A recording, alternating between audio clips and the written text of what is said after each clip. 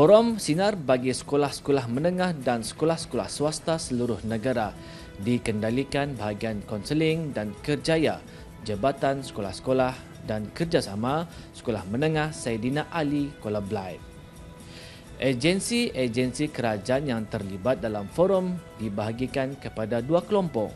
Kelompok pertama dari Kementerian Kesihatan Pusat Promosi Kesihatan, Kementerian Hal Ehwal Agama bahagian Pusat Dakwah, Jabatan Pembangunan Masyarakat, Jabatan Adat Istiadat dan Jabatan Penerangan. Manakala kumpulan B, Biro Kawalan Narkotik, Jabatan Keselamatan Dalam Negeri, Pasukan Polis Diraja Brunei, Jabatan Penjara dan Jabatan Custom Exercise Diraja Brunei. Kalau kamu tadi pagi contohnya ada melukakan hati ibu bapa, segeralah minta maaf. Hati bapa tersinggung, kecewa, besar kemungkinan, dengar, ini penting, ini sudah tersimpan dalam hadis Rasulullah, besar kemungkinan kehidupan kamu tidak akan menjadi lebih senang. Sebab ibu bapa rasa jauh hati, menangis. Sebab itulah kalau orang periksa, pelajar yang periksa, tetapi tidak mendapat restu ibu bapa, ia selalu mengecewakan ibu bapanya. Ia selalu membuat ibunya menangis. Dan dia tidak pernah meminta maaf. Jika ini terjadi, maka kehidupan kamu serba-serbi tidak akan menjadi tak menentu. Jadinya ingat, kalau hari ini ada merasakan yang tadi sudah membuat ibunya menangis, ibunya marah, membuat bapanya tidak senang, balik karang, segera minta maaf. Dengan forum tajuk Bah Bisai-Bisai Tah Ulah merupakan satu tajuk yang menarik.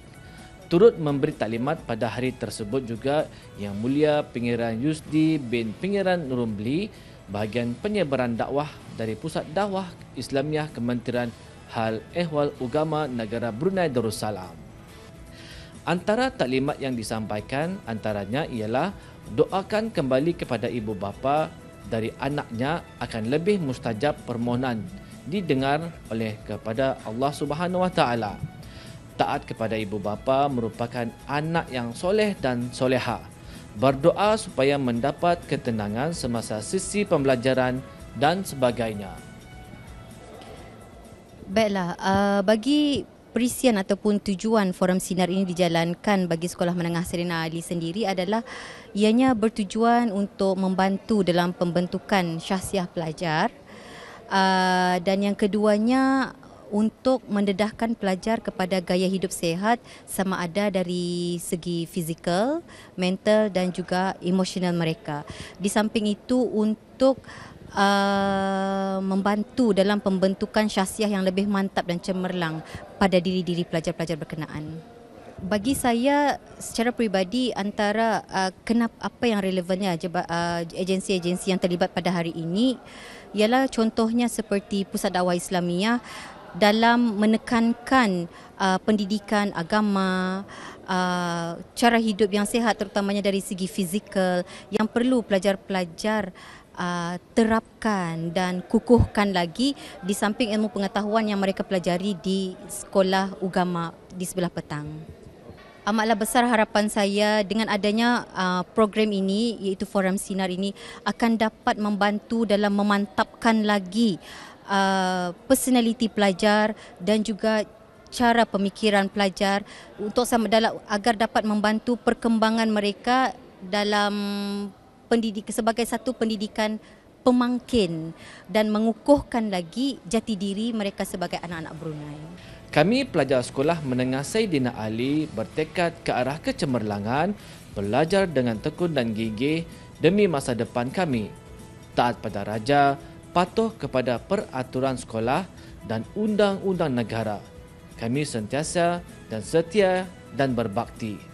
Bersikap jujur dan amanah untuk agama, bangsa dan negara, berpandukan falsafah negara Melayu Islam Beraja dan agama bangsa dan negara. Seramai 126 penuntut tahun 7 terlibat dalam program ini. Objektif program ini ialah dilaksanakan membantu dan membentuk personaliti pelajar atau pelajar yang mempunyai pribadi mulia, bersopan santun, bijaksana dalam membuat keputusan dan tindakan dan mengamalkan gaya hidup sihat.